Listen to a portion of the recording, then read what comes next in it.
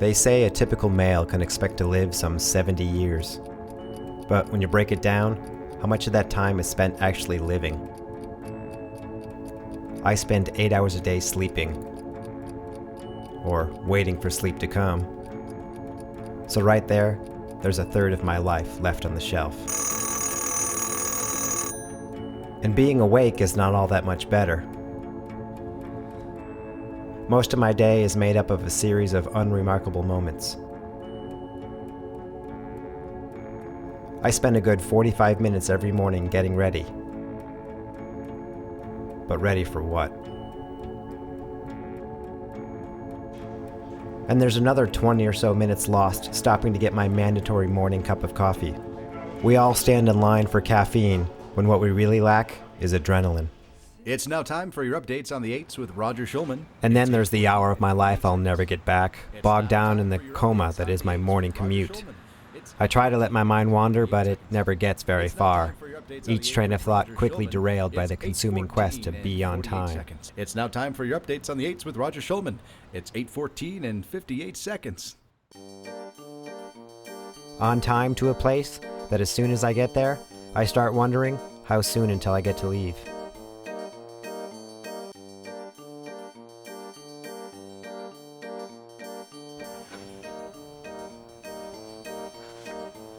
And the 8 hours in between are filled with moments that hardly qualify as quality living.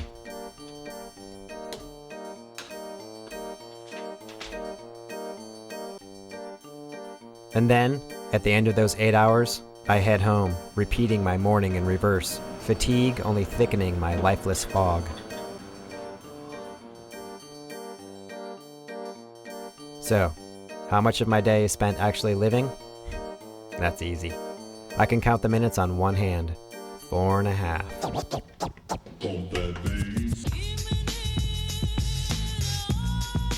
4.5 magical minutes. The time it takes for Angela Shore to open that door and glide past me on her way to give the daily projections to my supervisor. Please, would you mind saying that again? 4.5 heavenly minutes to turn around and take yesterday's revised projections out that door and back up to the bigwigs on 23. To most, she's just a plain secretary, but to me, she's perfect. Each second seeing her spans a lifetime. All at once, I understand it all. The presence of a higher power, the natural order of things, why the Trojans went to war. As soon as that door creaks open, I can tell it's her. It has a certain sound. Even the hinges are happy to be near her. Please, would you mind saying that again? The second she steps in the office, time stops being controlled by the clock, and instead follows the rhythm of my heart rate.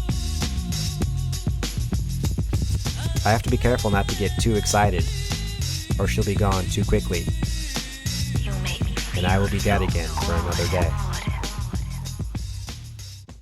Now, I've never actually spoken with Angela Shore. Well, not really. The occasional muttered hello can't be considered real conversation. But that's okay. I don't need to say anything to her, just like I don't need to say anything to the sun. Just to be exposed to it is enough. But if I ever did say something to her, it would simply be thanks.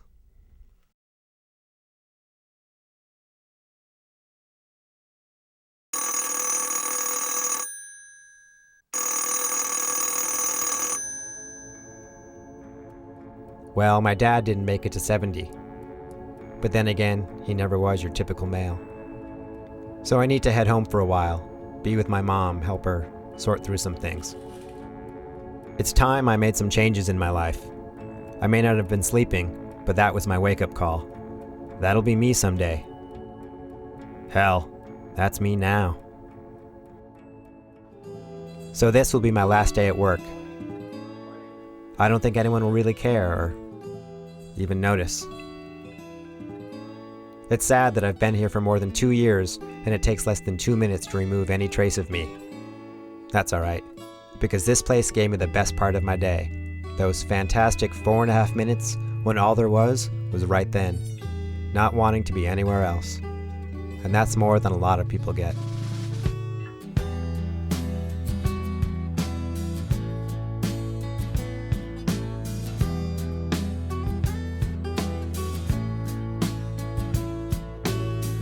So take the fast road and get going now, before you leave no trace.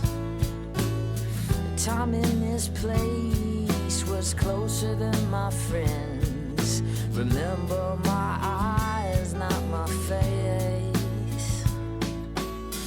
Innocence has no sense, it invents another man unfolds. Well, I'm standing next to myself, the sink, staring into the black hole. I panic at the quiet times, decisions at the door. I panic at the quiet times, fate leads me to much more. On the inside it hurts less, the outside seems so cold. I need to climb, I gotta find some tennis.